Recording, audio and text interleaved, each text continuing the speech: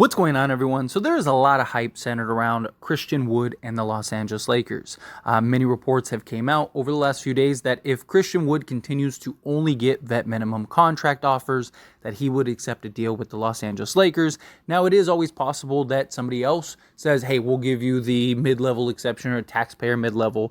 I'm sure a lot of what is just being on hold right now has to do with Damian Lillard trades and all like the little trade speculations that are out there. As we saw last year, usually when a big name is on the market, everything just is kind of on a standstill. We got a lot of time between now and the end of the offseason and going into training camp. Imagine everything will be sort of sorted through and figured out by that time. Christian Wood, he's in no rush, right? His offers are going to be there regardless.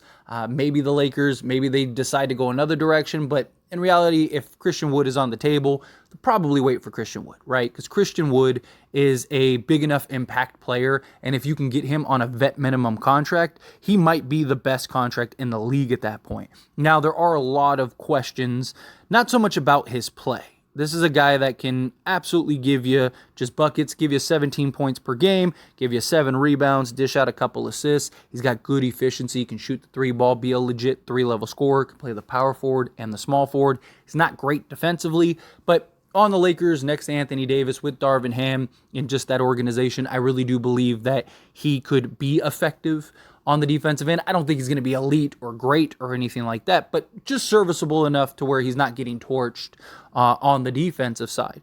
Also, the stigma around Christian Wood right now. This guy is incredibly talented. He's still very young, and for whatever reason, he's only getting vet minimum deals. It's because of the character issues, right?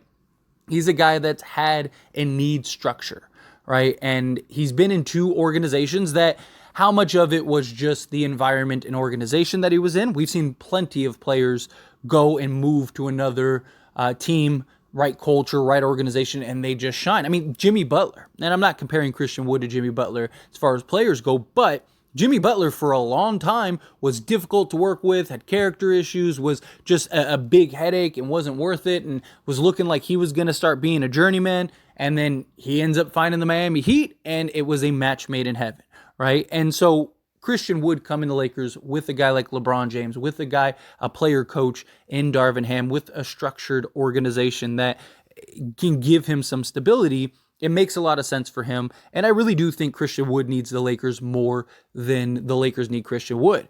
But one of the big things that I've talked about in this Christian Wood saga is how the Lakers can really help sort of fix his image, right? And can kind of help him go on the right path and right direction and potentially get him a better, more lucrative deal, but also just change and shine a light on him in a more positive manner. And we have seen recently a great example of this, and that is Gabe Vincent. Now, Gabe Vincent, he didn't have any character issues or anything like that, right? He didn't have this bad stigma around him, but he was an undrafted guy who just got a nice little contract after having some success with the Miami Heat. But it's more so of since he's signed with the Lakers, what has happened to Gabe Vincent? He has been in the spotlight ridiculously. Right, he's doing all these interviews now. He's getting asked what is his top 5 all time. He's getting all these questions. Summer League, they're coming up to him and asking him how does he feel about this, that, and the other. I mean, he wasn't doing any of this stuff on the Miami Heat. I mean, I'm sure he had some stuff, in the Miami circuit and stuff, but like on these like national stages, he's getting all these interviews and all these conversations, and he's just in the public eye because that's the Laker effect. Right? That's what happens when you're on the most recognizable, largest organization in the NBA, right? The perception and everything about you changes. And now you're seeing his personality more. You're seeing how the way he conducts himself and carries himself and talks about, his opportunity with the Lakers and his grind, to get to this point and all that stuff. Like you're getting a full shine and spotlight. It's what Christian Wood very likely would happen as well, right? Media's going to want to talk to him. If he has a good game, what's going to happen? You're going to have the microphone right in your face, and you could start revamping your image in a positive light, right? You're going to have people that are going to want to interview now, that are going to want to put you in little segments, are going to want to hear your top 5. Where do you rank LeBron James all the time? Like all those stuff, right? Who's your GOAT? Those are all things that are just silly in passing, and you hear it and it's like, it makes for good conversation. It's all in good fun. But what it does is it shows the player. It highlights the player in that given moment, right? We've seen guys, Malik Monk, for example, Dennis Schroeder even just got a solid contract, right? We've seen guys bet on themselves, take an opportunity to go to the Lakers and prove like, hey, I am better than what my perception is, and ends up getting a payday and ends up working out great.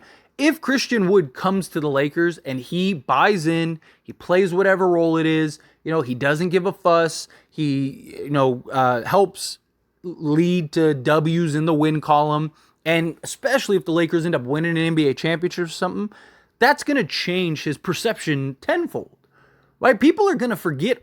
Winning cures and solves everything. And if you're part of a winning franchise and stuff, like, that becomes a real thing. Like, people stop caring about the past. People stop caring about who you were yesterday. They care that, like, oh, now you're Christian Wood, the champion. Now you're Christian Wood, a guy that is forever cemented in legacy, right? And now, obviously, Malik Monk, guys like that, they didn't win, but still, they were able to get and use the stage that is the Los Angeles Lakers to catapult them to better paydays and better opportunity. Christian Wood can do the exact same thing. And that's why I think Christian Wood needs the Lakers more than the Lakers need Christian Wood. Christian Wood, even recently, which has kind of stirred some excitement from Laker fans, is he even said, bet on yourself and then double down type thing, right? This is a guy that has had to work, that, went undrafted, that had to claw and scratch and grind to find a home, and he thought he found it twice and it just didn't work out. Go to the Lakers, do what you've done your whole career up to this point, but chill with the ego. Although, to an extent, part of that ego is probably what got him in the position to have success to begin with. But if you're given the opportunity, play it the right way. If the Lakers need you to come off the bench, come off the bench. If the Lakers need you to, even Russell Westbrook, right? Like, there was a real stigma around Russ of like, is this his last year, right? And I don't think that even if it didn't work out, it didn't work out with the Lakers, but let's say he just was like, I'm not buying in, I'm not coming up, I'm not doing this, I'm not doing that. I still think somebody would have taken a flyer on him, but a potential winning, like the Clippers being in a potential winning situation, kind of changing your perspective on Russell Westbrook, I think him buying in, coming off the bench, that kind of thing, I think really kind of basically is going to give him a couple more years of basketball, right? Because we've seen guys, Allen Iverson is a great example. He had probably at least another 3 years, but couldn't get out of his own way.